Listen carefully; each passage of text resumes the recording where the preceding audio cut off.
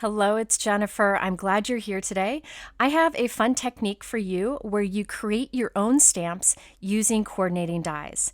This is something you can do with a lot of products you have on hand. Then I have a bonus technique at the end, so stay tuned for that. Now, the products I'll be using today are new from Simon Says Stamp for STAMPtember. It is a set of products that they designed for a workshop that Tim Holtz will be doing for free over at Simon Says Stamp. So it is a big bundle of products that you can get at a savings. You can see all the products here. If you get the bundle, it's a huge savings because you get all the extras, but you can also buy the individual products that I'm using today separately.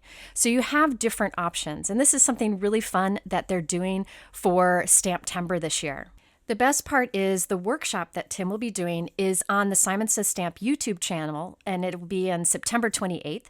So anybody can watch it, even if you buy the products or not, but you have the options of getting individual products or this great value bundle. Heidi is one of the most generous people I know, so this is packed full of great products. All right, so here is one of the stamp sets and coordinating die sets that's included in that bundle, or you can buy separately. This is the Festive Watercolor. These type of stamps are great for technique, and I'll be using them for my first technique in this video. Then there is the Simon Says Stamp Festive Sentiments stamp set and coordinating dies, and you can mix and match these words to create different sentiments. I'll be using this on my bonus project at the end of this video.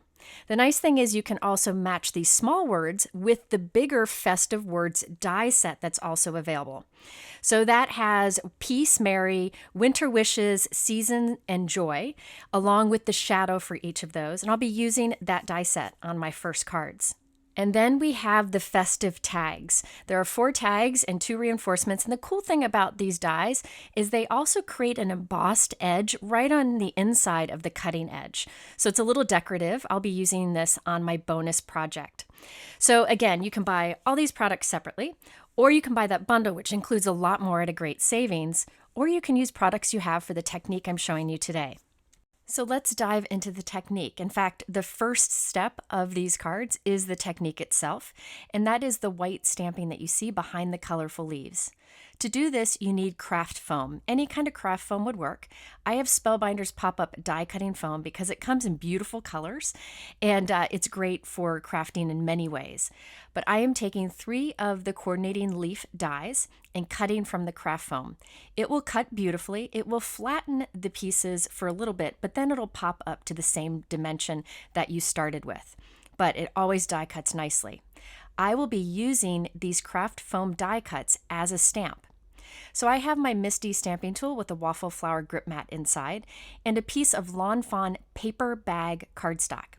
You could use any cardstock for this. I prefer darker cardstocks. I am putting a bit of adhesive on the top of these craft foam die cuts. I'm using Simon Says Stamp Dot Runner adhesive.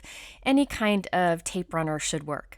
And then I'm laying those die cuts onto my cardstock where I want to stamp them. And the adhesive is facing up towards the camera. And I'm not putting a lot of adhesive on there, just a little strip of it will be fine. Once I have my die cuts where I want to stamp with them, I will close the door on my stamping tool, and that adhesive will grab onto the door, and then we can start stamping. Yes, you just stamp with the craft foam like you would with clear stamps. It works just fine. I will be using Simon Says Stamp white pigment ink for this. You really could use any inks that you want. Craft foam stamps surprisingly well no matter what, but I thought white would be cool on these dark colored cardstocks. In the corner of where I have my cardstock position, I put an Altenew alignment guide. That just grips onto my grip mat, and I can use that corner as a reference of where to place my cardstock each time so that I can make multiples of this background. All right, so the first time you got to put a little extra ink on it. Make sure it's really inked up and ready to go, and then you stamp. And look at that. You have a stamp that you created out of craft foam using the coordinating die. Now you can see here how I'll be able to go back later and stamp on top of it with the stamp. But first, let's cover the background. I will carefully remove one of my craft foam die cuts and put it in the next position. Remember, the adhesive is still facing up towards the camera, so I'm just laying these down carefully where I want them to stamp. Then once I have it in position, I will take the door of the Misty, close it, pick up those stamps, and then ink it up and stamp again. And I can continue to do this to cover the background.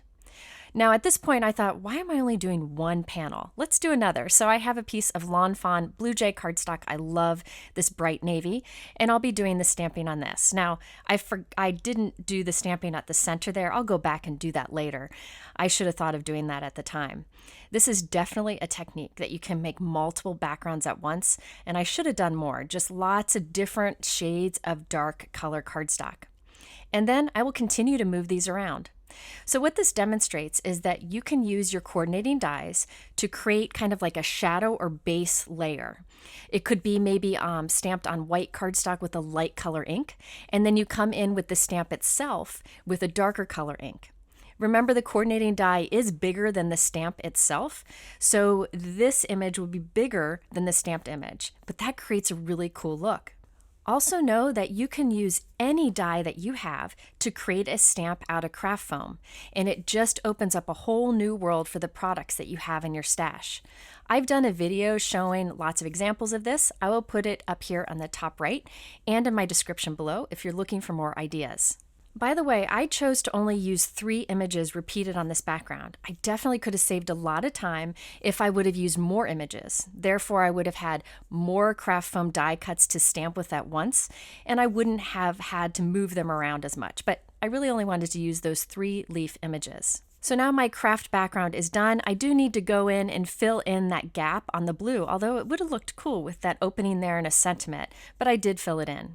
Now off screen I did heat set these backgrounds because remember, white pigment ink stays wet for a while, and I want it to be dry so that when I do stamping on top of it, that white pigment ink doesn't transfer to my stamp.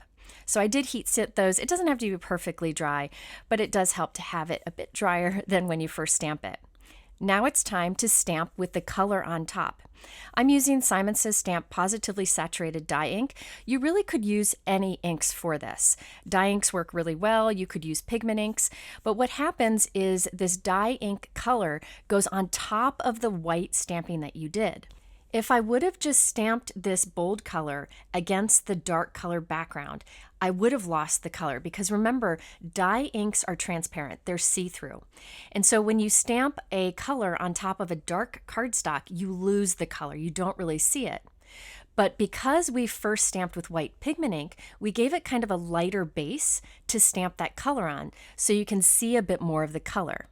So the white pigment ink is a pigment ink, and pigment inks are more opaque. You don't see through them as much. So that's why you can see that white on top of that dark color cardstock.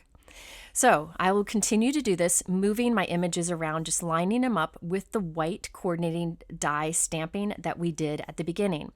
The 3 colors I used for this background are Simon Says Stamp Positively Saturated Sage, Raindrop, and Lucky. And remember, starting with the white pigment ink works great for dark backgrounds. If you want to start with a light background like white, I would do your coordinating die stamping with like a light color and then stamp on top with the actual stamps in a darker color. That would give a fun shadowy look. All right, so I continue to do that to all of the images on both backgrounds. And you definitely could leave it as is. They are beautiful as is. It looks like those colors glow against the background. But I thought I'd add a little more interest to it, a little bit of texture with a quick and easy embossing folder. I'm using the embossing folder I use most, and that is the Gina K Swiss Dot. This is a 5x7 embossing folder, so you can put even bigger pieces in here. But I thought this simple dot pattern would add some interest to this background. Another thing you could do is maybe take a text background stamp and stamp with, say, like on this one I would do like a light brown ink, and on this one I would do a light blue ink, and that text would show up on the white that is still exposed. Now let's look at the sentiments. I love these big words, and I teamed it up with a stamp set I already had in my collection. For the word piece itself, I wanted it to really stand out and look special, so I'm using my Spellbinders Aquamarine Treasured Cardstock. Now, I've been using these a lot in videos lately. I love them because in these Treasured Cardstock packs are lots of different specialty cardstock options in a certain color. I used the Pearl Metallic for this particular card, so the word piece has a shine to it.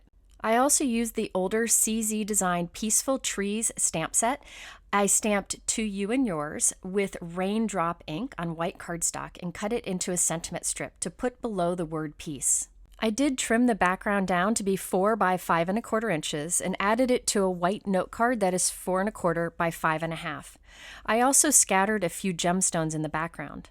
Now on this particular card, I did white heat emboss the To You and Yours on that brushed metallic aquamarine cardstock. You can see the bit of shine to that aquamarine cardstock. It just adds to the interest of the card. So this is your reminder to use your dies and craft foam to create your own stamps. Now before we go, I just wanted to do a bonus project. I did this for fun and I thought I would throw it into this video. And the best part is this is another technique you can do with a variety of supplies. I'm starting with Rainbow Splash Lake Cardstock. That's a brand from Simon Says Stamp, and this is one of my favorite colors. The color lake and sea go together really nicely. Now I have 3 of the snowflake images from the stamp set, and I'll be stamping this with the Cadet color from the Simon Says Stamp Positively Saturated line. Now, one of the other things I really like about the Simon Says Stamp Positively Saturated ink line is that you can stamp once for a light image, stamp twice for medium image, and keep stamping and get the image darker and darker and darker, but it doesn't have any bleeding to it, so you keep the crisp image. Sometimes with dye inks, the more you stamp on top of each other, the more bleeding you get, and you lose that crisp stamped image. But with this ink line, you don't have that. But if you're doing this technique, you could definitely use whatever inks you want to do a stamp background. In fact, for this technique, you could do stenciling, you could do stamping, you could do pattern paper, anything you want. I just thought it'd be fun to kind of create my own pattern paper with the blue ink and cardstock. And for a little more interest, I created little white dots in the background using a white gel pen. Next, I'm taking a sheet of double-sided adhesive. This is from Altenew, and I am covering this stamp piece. Now, I didn't do the entire panel because I'm going to cut a tag from it. I just did that 1/2 of the panel. But on top, I'll put this double-sided adhesive. I will then use one of the tag dies to cut from the front of that. So basically, we have that pattern paper that I created covered in adhesive. Now I'm going to be using the new Tim Holtz Distress Rock Candy in these cute little bottles. I love this. There is the original version and then there is a chunky version. So I'm going to show you up close so you can see the difference. I will be using the original, which is very fine, but that chunky would be fun to add as like snow on a card or in a shaker window. I am so glad he has both of these options in these cute jars and they sit on my shelf on display. You could use any clear glitter for this technique. However, I like this because there's no color to this glitter. It's not iridescent. It is like sugar that catches the light nicely. So whatever you put this on, it doesn't change the color at all. So I'll remove the release paper from the front of the tag, and there you can see our pattern paper showing through. I will put on the fine rock candy, and then we need to press it down very well. The way that I like to press it down is I take the other side of the release paper that we took off earlier from our double-sided adhesive, and I lay that on top of the tag, on top of where all that glitter is. And then I press very firmly over that with a bone folder. The reason I put that release paper back on top is I don't want to press with the bone folder directly onto that glitter. I don't want to mess it up. So by doing this, I kind of protect that surface. And I'll repeat this process until I really am sure that I press the glitter to the best of my ability into that exposed adhesive. And believe it or not, when you're done, you can wipe over the glitter to remove any excess with a dry cloth, and then nothing really rubs off after that. It really holds onto it nicely thanks to the double-sided adhesive and the fact that this glitter is very fine. And check this out. Look at the fun sparkle that you get to it. Again, it doesn't change the color. It just adds sparkle to whatever you have behind it. So you could do this over any background that you want to create. And I just did a simple tag. I added the winter wishes, and I also put a ribbon at the top, which I tied around with some silver floss. And then I added some pearls. You could do this technique on an entire card background to make your card have a little bit of sparkle to it. All right, so there you have some techniques for you today. Two very different techniques, but something that you can do with a lot of products you have on hand. If you're interested in what I used today in the video, I do have it all linked below in the YouTube description, along with links to the other videos that I mentioned, which I'll have here at the end also. Thank you for spending this time with me. I'll be back with another video tomorrow. See you then.